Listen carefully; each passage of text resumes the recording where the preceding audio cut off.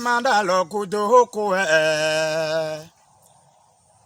fide donu na eton bon se Tozé Gbemahou Gbemahou ma cambio wilo ba pon lo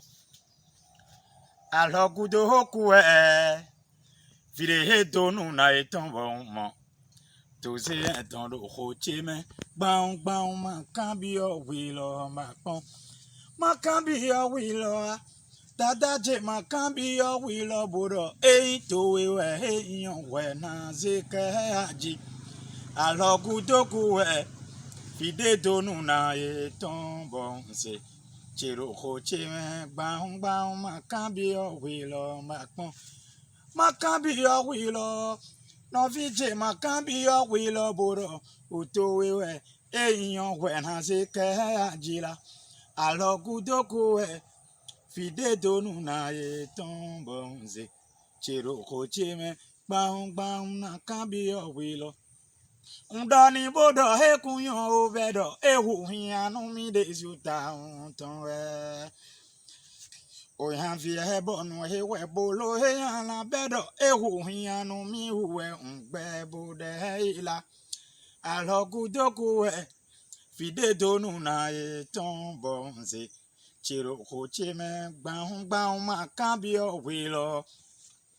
no he zombo khando mo leo di do pe we mjalo na we de wa gbe me na we de wa gbe to me emi do to mi ganji akoton ayato me ayato ne we no yele bona we ne ma dogo ho ya dogo we ro ko to me ba su ku je do boya sava lo bona we hoji hakaka boji vie ne ho asu to mande ni asu no mande evovo asu no vide de mi doto be wa su gbero po be so vine mo lo koton me bo isin dun gbe ton de bo je ko su seji mele no su ko bodo aya to khoro so jiwe o kwa se ko ne on asona no tewe ayato jo si do bo fie viton de yo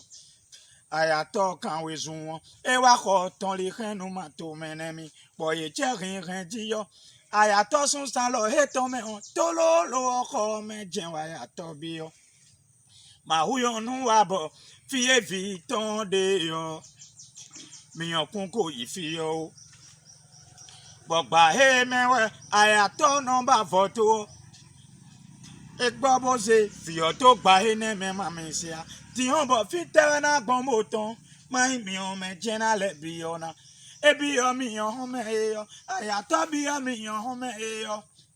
na ton po do gbigbo po aya to ba ere polo bodida pa o so yin gbe nu de ekun wa fi o amaya to de suo na we je mi o me bo e so i do to we o ayato no don kakabo awa iwe ya mi do to mi ganji anabo tun ayato koko deni o lewa mo entiyan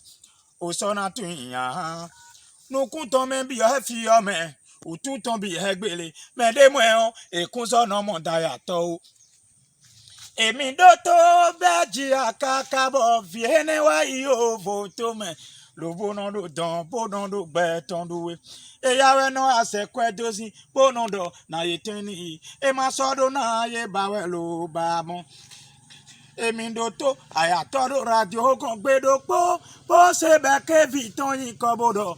e ja to ho me bo e ja vi no le we do gbe be na yi ko no meton po lo bo viton e na nenu aya to se mo yo e se mo bo sa fo gba e we azan pe yo ayato iron to gbo hoji ma to menemi bo me do hon ti yo o kai hon ji no to egbe na ato bodo to e do hunde kuno bi o fi e o ba ya to do ni bodo gbede me bi pele to we do fi o ano he no ano di adogo me he no adogo ye do nu don e ka bo vi ton ye gan handa ho yo et des souhaits et palawa. Bera mon onton, le borin na et ton salon. Borin jezo e yo, ho e donu na ye e misia. E doni bodoji, te utu e we hafi. Alors pa e we kadene hon. Na kpala we do togu me bodo. O no chedi e ome, mi de suma modo nu we ne hon wia wea. E do mo na ya to yo, aya to e bavi. E doni bodo ikwe. Unko fo na wabo aya to gbe bodo gbede emi na bi yo kwe ogbe dandan me do ronti o fito amo me do ronti o bodo mi malonu na we ne bi ye me o aya to be gbe vie ya rando po aya to o ranji gbe onjalo aya to ba vi bodo tanta me vi chena kan we ndodi lobo wa do lelo Tata me vi chena gan we undodin lobo adole Tata kwa kuna fio we undodin bo a hin wianu we Tata me vi chena gan we undodin lobo adole Tata makuna ku we undobo yin wialo Tata me vi chena gan we undodin lobo adole au ti hon mi pombo wa kuzu wi han bo vi no honu mi Aya tokon gbeme bodo a ocho. Unkuzu yamba vino hon. Dokuna honu e. Unkocho heto wena kofi ho. Tata me viche na gawe unodin. Nuye heka onke do to mi. Mi do to mi ganchi. Nuye heka onke ondie. Nuye heka onke do to e diye dogbe unjai. Na we hene on. Na we hene efi yo. Na we hene we Jesu kilisu Nazareti ton. Oyan finu bada ewa. Moha non ton ewa yin toze poto wepo. O Jesu o nu tewe Jesu wa yin do taun. O we he tewe gbenon Nyepo wipo o we mi ton la Jesu bo. Jesu wa mo o ve kaka lobo kuro mi tame. Egbe dinu khoton du do yin wianu ehun e wenda gbe jala o eno hu wianu e do fide hun poro to mi ganti bo yen ton do yan vine do hun we de lo a o le pa fiye ko we de ma de we wa asoro le pa fiye ko we de ma de we wa aso me o ma ja jopon Olobo kwajoku O Jesu ma wa renu de pone Chobo kaku renku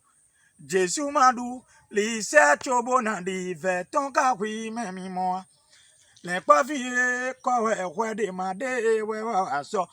E le kwa vie kowe de ma de we le mi bona chalalo Le kwa vie kowe de ma de we wa aso O le kwa vie kowe